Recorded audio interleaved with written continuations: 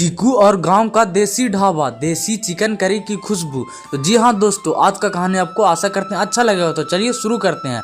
नमस्कार दोस्तों, आज हम आपको ले चलेंगे एक ऐसे गांव में जहां मिट्टी की खुशबू है, चूल्हे की आंच है और एक छोटे से देसी ढाबे से आती है लाजवाब देसी चिकन करी की खुशबू। यह कहानी है एक मासूम बच्चे चीकू, उसके सपनों और गाँव के एक सच्चे देसी ढाबे की। चीकू एक 10 साल का सीधा साधा बच्चा था।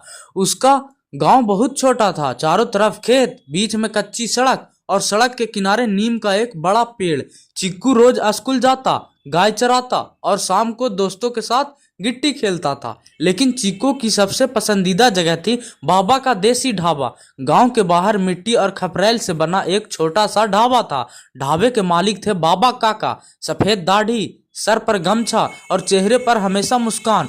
ढाबे में कोई बड़ी कुर्सी नहीं, लकड़ी की चौकी, मिट्टी के गिलास और चूल्हे पर चढ़ी देसी चिकन करी। जब चूल्हे में लकड़ी जलती तो पूरे गांव में खुशबू फैल जाती। बाबा काका शहर से मुर्गा नहीं लाते थे, वो कहते थे, बच्चों असली स्वाद तो गांव की देसी मुर्गी में होता है। हर सुबह चिक्कू उनके साथ गांव के आंगन आंगन जाता। कहीं से धनिया मिलता, कहीं से हल्दी और कहीं से एक देसी मुर्गा। चिक्कू पूछता, बाबा इतना घूमना क्यों? बाबा हंसते, क्योंकि बेटा जब दिल से बनाया जाए खाना तो हर चीज का सामान जरूरी है लाना। ढाबे में एक बड़ा सा पीतल का बर्तन था। बाबा काका उसमें डालते थे देसी मसाले, हाथ से पिसा हुआ धनिया, मिट्टी की खुशबू वाली हल्दी, लहसुन अदरक का पेस्ट। चीकू लकड़ी डालता चूल्हे में, छन छन की आवाज और मसालों की खुशबू, चीकू की आंखें चमक जाती। जब चिकन करी पकती, बाबा चीकू को कहानी सुनाते, देख बेटा, जैसे मसाला धीरे धीरे पकते हैं वैसे ही जिंदगी में सब्र रखना चाहिए। चीकू ध्यान से सुनता, उसे लगता यह ढाबा सिर्फ खाना नहीं जिंदगी सिखाता है। एक दिन गांव में शहर से कुछ लोग आए, उन्हें भूख लगी थी। किसी ने कहा गांव में एक देसी ढाबा है। सब बाबा काका के ढाबे पर पहुंचे। जैसे ही चिकन करी परोसी गई, एक आदमी बोला, ऐसा स्वाद तो हमने 5 सितारा होटल में भी नहीं खाया। उस दिन चीकू बहुत खुश हुआ था। रात को उसने सपना देखा, उसका खुद का ढाबा, बोर्ड पर लिखा चीकू का देसी ढाबा और हर बच्चा वहां मुफ्त में खाना खा रहा है। चीकू नींद में मुस्कुराता रहा। एक साल सूखा पड़ा, लकड़ी महंगी हो गई, लोगों के पास पैसे कम थे, ढाबे पर ग्राहक कम आने लगे। चीकू बोला, बाबा ढाबा बंद हो जाएगा। बाबा काका ने कहा, नहीं बेटा, सच्चाई और मेहनत कभी बंद नहीं होती। गांव वाले ने फैसला किया, कोई लकड़ी लाया, कोई मसाला दिया तो कोई मुफ्त मेहनत किया। ढाबा फिर से चल पड़ा। चीकू समझ गया, गांव सिर्फ जगह नहीं परिवार होता है। एक दिन यूट्यूबर आया, उसने वीडियो बनाया। वीडियो का नाम था गांव का देसी ढाबा देसी चिकन करी। वीडियो वायरल हो गया। अब दूर दूर से लोग आने लगे। समय बीत गया, चीकू बड़ा हो गया, पढ़ लिख कर वापस गांव आया। उसने ढाबे को और बेहतर बनाया, लेकिन चूल्हा वही, मिट्टी वही और स्वाद वही रखा। दोस्तों, यह कहानी हमें बहुत अच्छी सीख देने वाली है।